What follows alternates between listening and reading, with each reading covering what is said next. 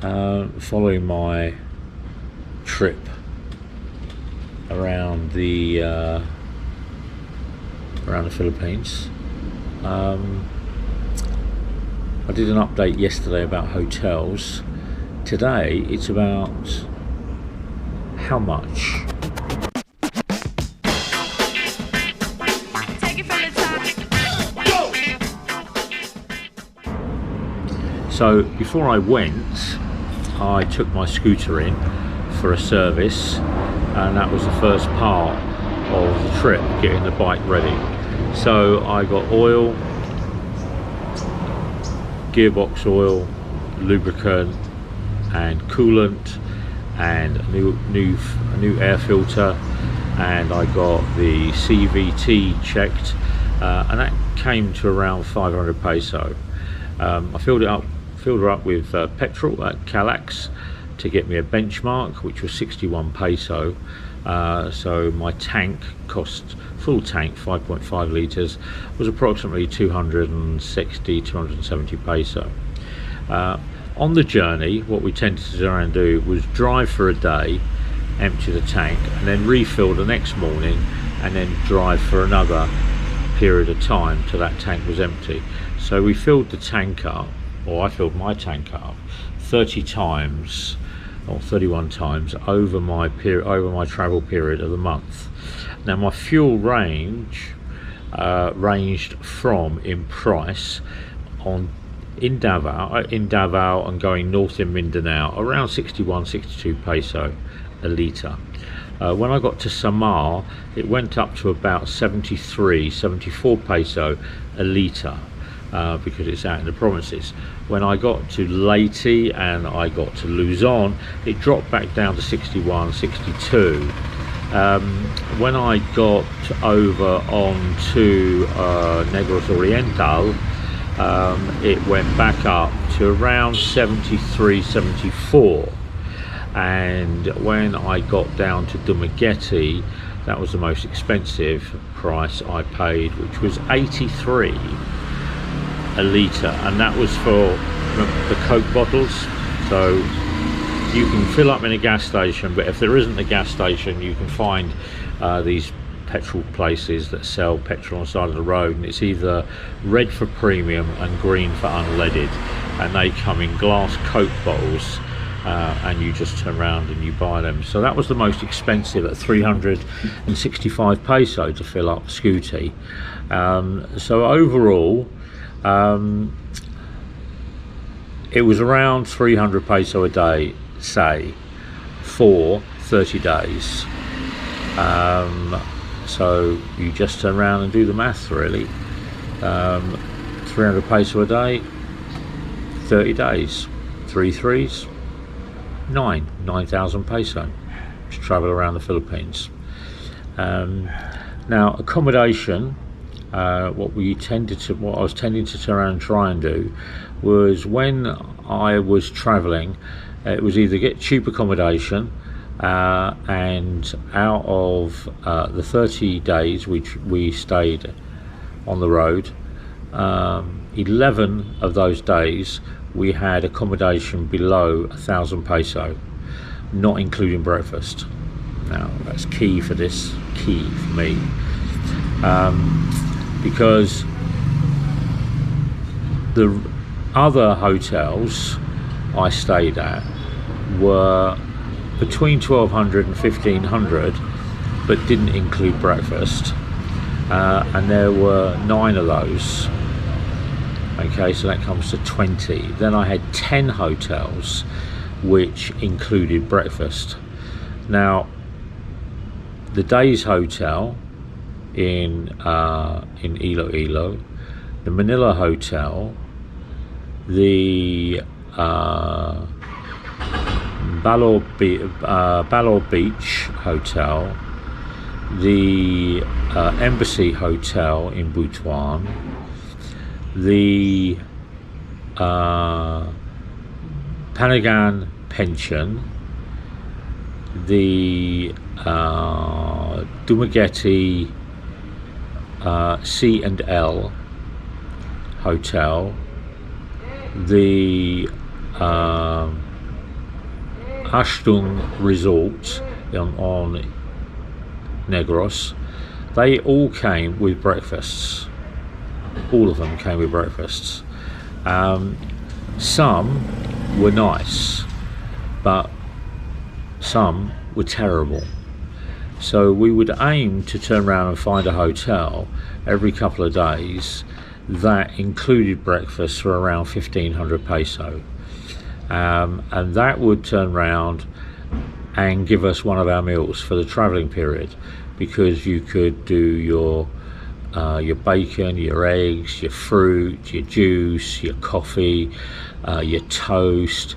You could get some sliced ham and make a sandwich and fold it up and put it in your bag. You could get some malunggay buns with some bananas and put that in a bag. So that would give you a food while you were on the road travelling, with your water. And you would pick up a bottle of water from 7-Eleven, or you'd pick up a coffee from a Starbucks or stuff like that. And if there wasn't a Starbucks, I've refrained from doing the 3-in-1 because there's too much sugar, and I just turned around and ended up pushing forward on my travel. The Wyndham Hotel, that was the other one, the Wyndham Hotel, just outside, where was that? Just outside Manila, going up towards Davao. They had a lovely breakfast, buffet breakfast. Help yourself to. The thing is with buffet breakfast, you can eat as much as you want because it's included in the price. When some of these hotels turn around, the one I don't like, which is at Naga, they turn around and say there's a buffet breakfast. It wasn't a buffet breakfast. It was a plate with rice, spam tocino, and that was it. There was no fruit, there was no bread, there was no eggs. It was just terrible, and they were charging top dollar, top expense.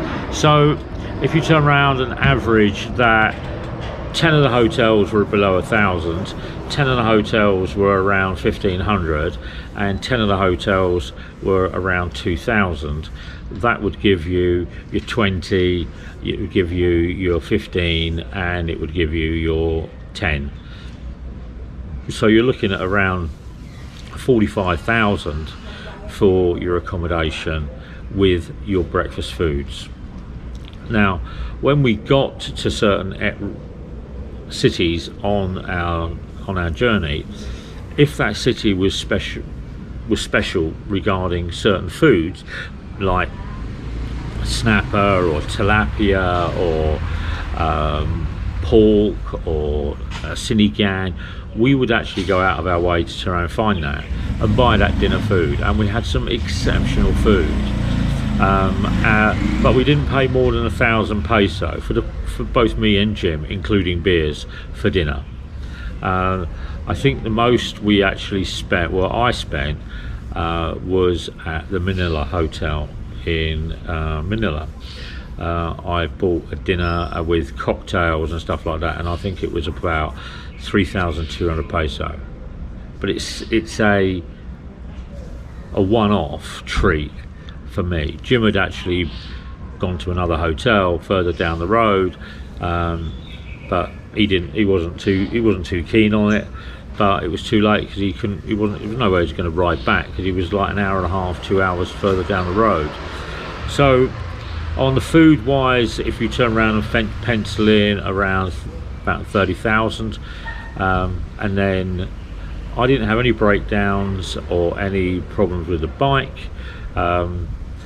Snack wise, I would always buy water, 2 litres a day. One I would drink in the morning, and then one I would have on the journey. Sometimes we would do Mackie Doos, mainly because there wasn't any food in that area that we liked or we wanted to turn around and eat. So there were some strange places we actually ended up staying, but we had to eat in some caranderias, or we had to eat in some roadside cafes or roadside eateries. But as soon as we got to a major town, we made sure that we rehydrated, and we made sure that we kept our strengths up. So overall, it's around 50,000 for accommodation for the 30 days. give or take, and I mean give or take. Around 30,000 was on food for the day, each day, so we're up to 80,000, and then fuel was around 10,000, so we're up to 90,000. So all in all, around about 100,000 for the trip for 30 days, averaging 3,000 a day across that 30-day period. We didn't do it, as I said, there was nothing medical, there was nothing wrong with the bikes, there was nothing wrong with me. I ended up with some pains in the rib because I had a car accident many years ago, and the steering wheel crushed my ribs, and it's made my ribs really, really susceptible to day in and day out rough riding. My ribs tend to pop out from their cartilages, which then gives me pain, especially on my left side. Right side not so much, but my left side.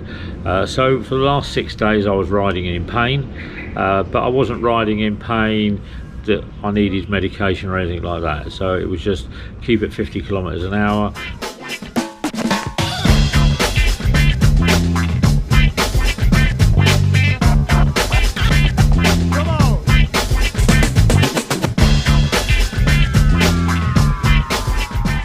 And just keep moving and keep moving and keep moving. So that was it.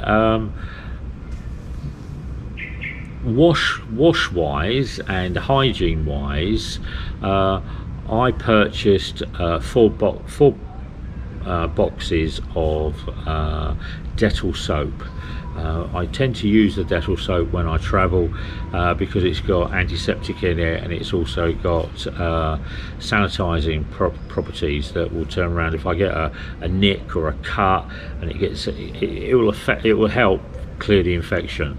I got through three tubes of toothpaste, Colgate, the all covering, all singing, all dancing, plaque, clean, hygiene, all of that. Do that. I got through 2 toothbrushes, so I lost one or I left one and I had a second one, so I used that. Shampoo, I don't use shampoo. I have an anti-mosquito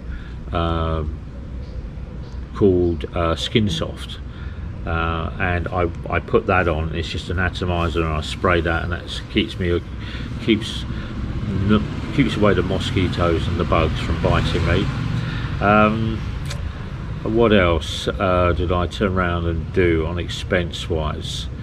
I think that was about it really. I've got a foot pump, so I used to check the tyre pressure, so I bought that one up with me. But service, hotels, travel, expenditure, ferries, yeah, that was the other one. Now the last one is going to be ferries. Glad you remembered that, Garrett. So at Chagall it was 1,600 peso all in for me to get across. When I got to Alan, it was 640 peso. Jim had to pay more. I got a 150 click.